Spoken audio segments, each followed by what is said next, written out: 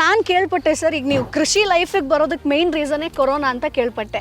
So ಹೆಂಗೆ sir ಆ complete ಮುಂಚೆ ಏನು ಮಾಡ್ತಾ ಇದ್ರಿ, ಟ್ರಾನ್ಸ್ಫಾರ್ಮೇಷನ್ ಹೆಂಗಿತ್ತು? ಮೇಡಮ್, ಬೆಂಗಳೂರಲ್ಲಿ ನಾವು ಎಲೆಕ್ಟ್ರಿಕಲ್ ಪ್ಲಂಬಿಂಗ್ ವರ್ಕ್ ಮಾಡ್ತಾ ಇದ್ವಿ.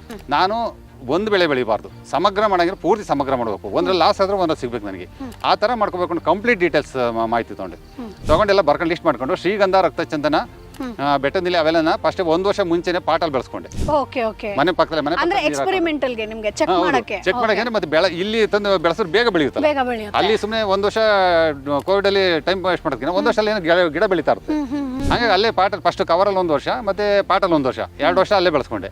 ಅದು ಒಂದು 2 ಫೀಟ್ ಇದ್ದು ಒಂದು 5 ಫೀಟ್ ಆಯ್ತು. ಆಮೇಲೆ ಟ್ರಾನ್ಸ್ಪೋರ್ಟ್ ಹಾಕೊಂಡು ತಂದ್ಬಿಟ್ಟು ಇಲ್ಲಿ ನಾಟಿ ಮಾಡಿದ್ವಿ.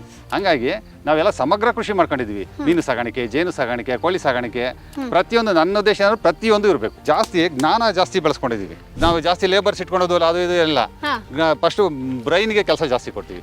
ಯಾವ ರೀತಿ ಮಾಡಿದ್ರೆ ಮೇನ್ ತಪ್ಪೇನು ಸರ್ ಹಾಗಾದ್ರೆ? ಲೇಬರ್ ಜಾಸ್ತಿ ಮೇಡಮ್. ಈ ಕಳೆ ಮೇಡಮ್, ಕಳೆ ಏನಕ್ಕೆ ಬೆಳೀತದೆ ಅದನ್ನ ಯೋಚನೆ ಮಾಡಬೇಕು. ಕಳೆ ಏನಕ್ಕೆ ಬೆಳೀತಾ ಇದೆ, ನೀವೇನು ಬೆಳೆದಿಲ್ಲ ಬೆಳೀತಾ ಇದೆ, ಅದಕ್ಕೆ ಮಲ್ಚಿಂಗ್ ಕೊಡಬೇಕು. ಮಲ್ಚಿಂಗ್ ಉರುಳಿ, ಅಲಸಂದೆ ಈ ಥರ ಇದೆಲ್ಲ ಮಲ್ಚಿಂಗ್ ಜಾಸ್ತಿ ಕೊಟ್ಟರೆ ಸಾಕು, ಅದು ಬೆಳೆಯುತ್ತೆ, ಗೊಬ್ಬರನೂ ಆಗುತ್ತೆ. ಪ್ಲಸ್ ನಿಮಗೆ ಭೂಮಿ ಫಲವತ್ತತೆ ಬರ್ತದೆ, ಎರೆಹುಳು ಎಲ್ಲ ಉತ್ಪತ್ತಿ ಆಗ್ತದೆ.